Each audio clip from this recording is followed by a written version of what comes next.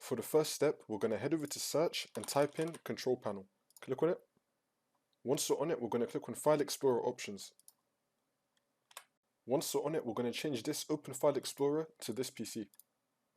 Once you've done that, we're going to click on Clear right here, which will clear the recent files and cache. For the next step, we're going to head over to search and type in CMD. Then we're going to run it as administrator. And then click on yes. Once we're on this, we're going to type in sfc /scan now and click on enter. And then you want to run this scan. We can run it in the background as we're doing all the other steps in the video.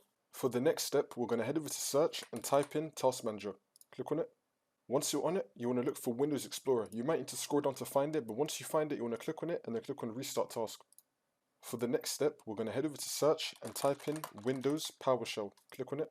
Once we're on it, we're going to type in repair -Windows image -online -restore health. And then you want to run this scan as well. For the last step, we're going to head over to search and type in check for updates. Click on it.